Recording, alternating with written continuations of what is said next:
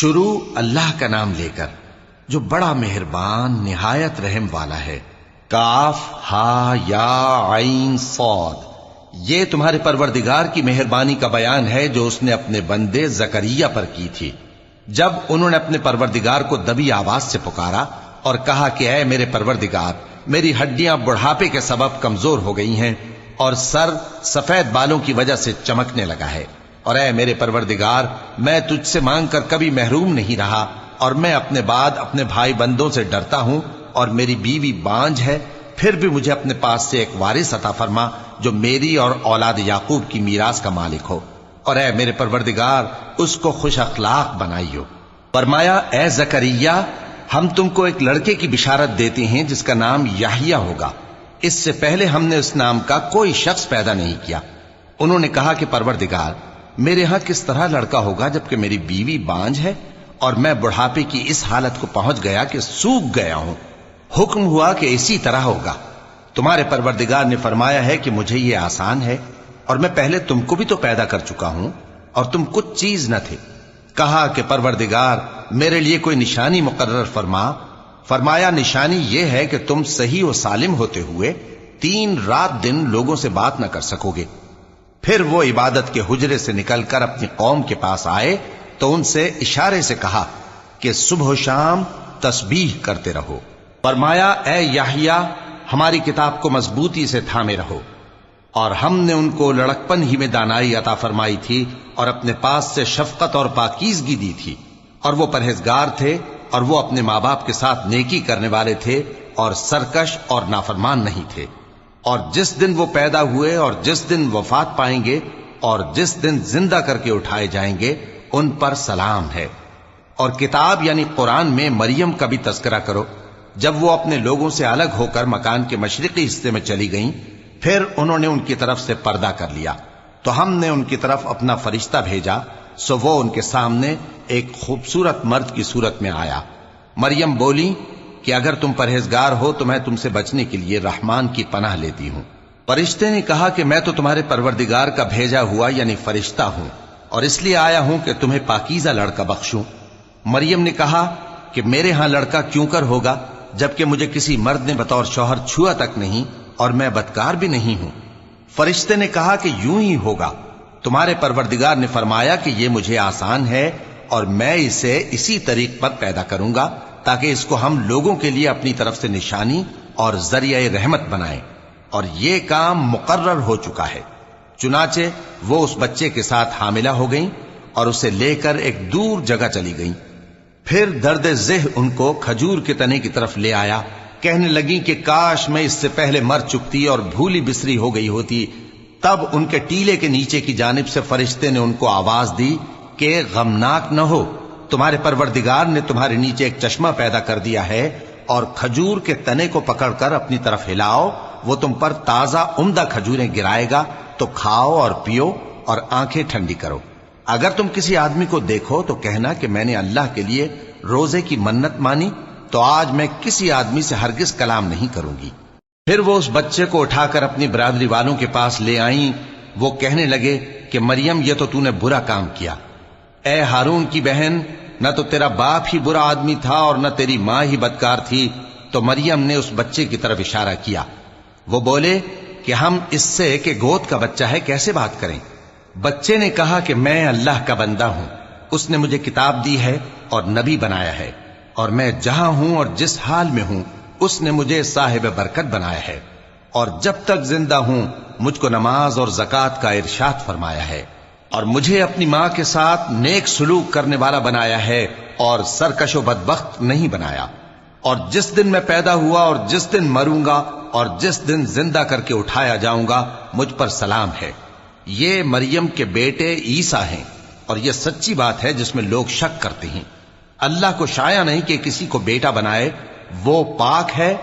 جب کسی چیز کا ارادہ کرتا ہے تو اس کو یہی کہتا ہے کہ ہو جا، تو وہ ہو جاتی ہے۔ اور بے شک اللہ ہی میرا اور تمہارا پروردگار ہے، تو اسی کی عبادت کرو، یہی سیدھا رستہ ہے۔ پھر اہل کتاب کے فرقوں نے باہم اختلاف کیا، سو جو لوگ کافر ہوئے ہیں ان کو بڑے دن یعنی قیامت کے روز حاضر ہونے سے خرابی ہے۔ وہ جس دن ہمارے سامنے آئیں گے कैसे सुनने वाले और कैसे देखने वाले होंगे, मगर जालिम आज खुली गुमराही में है। और उनको हसरत और अफसोस के दिन से डरा दो जब बात फैसल कर दी जाएगी और वो गफलत में पड़े हुए हैं और ईमान नहीं लाते। हम ही जमीन के और जो लोग उस पर बसते हैं उनके वारिस होंगे और हमारी ही तरफ उनको लौटना होगा। और किताब में इब्राहिम का जिक्र करो, बेशक वो निहायत सच्चे थे, पैगंबर थे। जब उन्होंने अपने बाप से कहा कि अब्बा, आप ऐसी चीजों को क्यों पूछते हैं जो न सुने और न देखें और न आपके कुछ काम आ सकें। अब्बा, मुझे ऐसा इल्म मिला है जो आपको नहीं मिला, तो मेरे साथ हो जाइए, मैं आपको सीधी राह पर ले चलूंगा। अब्बा, शैतान की पूजा न कीजिए, बेशक शैतान अल्लाह का नाफरमान है। अब्बा, मुझे डर लगता है कि आपको अल्लाह का अजाब आ पकड़े तो आप शैतान के साथी हो जाएं। उसने कहा कि इब्राहिम, क्या तू मेरे माबूदों के खिलाफ है? अगर तू बाज ना आएगा तो मैं तुझे संसार कर दूंगा और तू हमेशा के लिए मुझसे दूर हो जा। इब्राहिम ने सलामुन अलैकुम कहा और कहा कि मैं आपके लिए अपने परवरदिगार से बख्शिश मांगूंगा, बेशक वो मुझ पर निहायत मेहरबान है।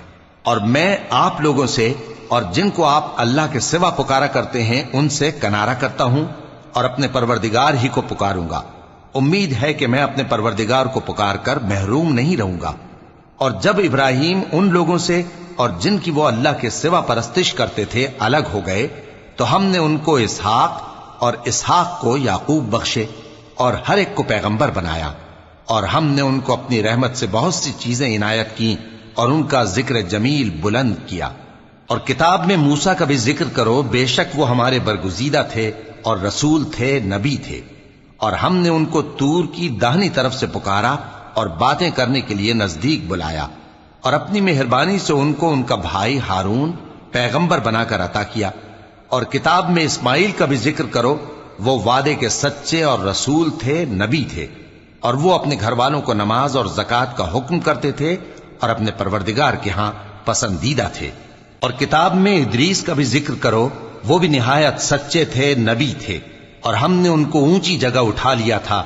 ये वो लोग हैं जिन पर अल्लाह ने अपने पैगंबरों में से फजल किया, यानी औलाद आदम में से, और उन लोगों में से जिनको हमने नूह के साथ कश्ती में सवार किया, और इब्राहिम और याकूब की औलाद में से, और उन लोगों में से जिनको हमने हिदायत दी और जिन्हें बरगुजीदा किया। जब उनके सामने हमारी आयतें पढ़ी जाती थीं तो सजदे में गिर पड़ते और रोते रहते थे। फिर उनके बाद चंद नाखलफ उनके जानशी हुए जिन्होंने नमाज को जाया कर दिया और ख्वाहिशात नफसानी के पीछे लग गए, सो अनकरीब उनको गुमराही की सजा मिलेगी। हां, जिसने तौबा की और ईमान लाया और अमल नेक किए तो ऐसे लोग बहिश्त में दाखिल होंगे और उनका जरा नुकसान न किया जाएगा, यानी हमेशा की बहिश्तों में जिसका अल्लाह ने अपने बंदों से वादा किया है कि जो उनकी आंखों से पोशीदा है। बेशक इसका वादा नेकुकारों के सामने आने वाला है। वो इसमें सलाम के सिवा कोई बेहुदा कलाम न सुनेंगे और उनको सुबह शाम खाना मिलेगा।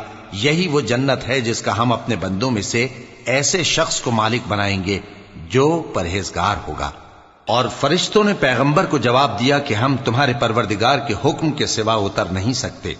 जो कुछ हमारे आगे है और जो पीछे है और जो इसके दरमियान है सब उसी का है, और तुम्हारा परवरदिगार भूलने वाला नहीं, यानी आसमान और जमीन का और जो इन दोनों के दरमियान है सबका परवरदिगार। तो उसी की इबादत करो और उसकी इबादत पर साबित कदम रहो। भला तुम कोई उसका हम नाम जानते हो? और काफिर इंसान कहता है कि जब मैं मर जाऊंगा तो क्या जिंदा करके निकाला जाऊंगा?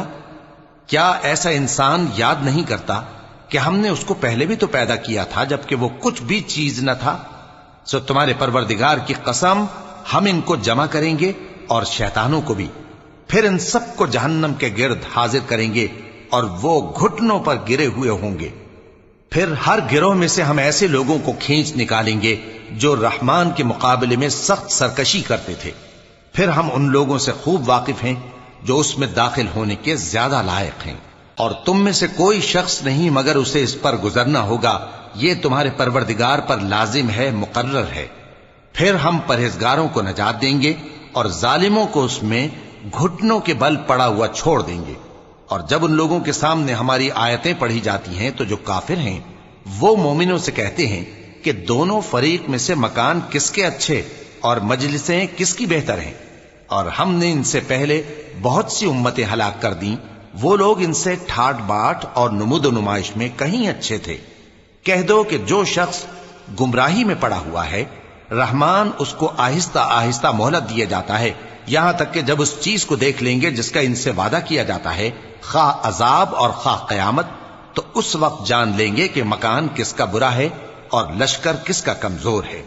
اور جو لوگ ہدایت یاب ہیں اللہ ان کو زیادہ ہدایت دیتا ہے، اور نیکیاں جو باقی رہنے والی ہیں وہ تمہارے پروردگار کے ہاں صلے کے لحاظ سے خوب اور انجام کے اعتبار سے بہتر ہیں۔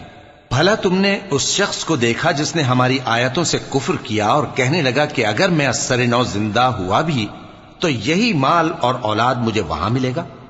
کیا اس نے غیب کی خبر پالی ہے یا اللہ کے یہاں سے عہد لے لیا ہے؟ ہرگز نہیں، یہ جو کچھ کہتا ہے ہم اس کو لکھتے جاتے اور اس کے لیے آہستہ آہستہ عذاب بڑھاتے جاتے ہیں، اور جو چیزیں یہ بتاتا ہے ان کے ہم وارث ہوں گے، اور یہ اکیلا ہمارے سامنے آئے گا، اور ان لوگوں نے اللہ کے سوا اور معبود بنا لیے ہیں تاکہ وہ ان کے لیے موجب عزت ہوں۔ ہرگز نہیں، وہ معبود ان کی پرستش سے انکار کریں گے اور ان کے دشمن و مخالف ہوں گے۔ کیا تم نے نہیں دیکھا کہ ہم نے شیطانوں کو کافروں پر چھوڑ رکھا ہے کہ وہ ان کو خوب اکساتے رہتی ہیں؟ تو تم ان پر عذاب کے لیے جلدی نہ کرو کہ ہم تو ان کے لیے دن شمار کر رہے ہیں۔ جس روز ہم پرہیزگاروں کو رحمان کے سامنے بطور مہمان جمع کریں گے اور گناہگاروں کو دوزخ کی طرف پیاسے ہانک لے جائیں گے، تو لوگ کسی کی سفارش کا اختیار نہ رکھیں گے مگر جس نے رحمان سے اقرار لے لیا ہو۔ اور کہتے ہیں کہ رحمان بیٹا رکھتا ہے۔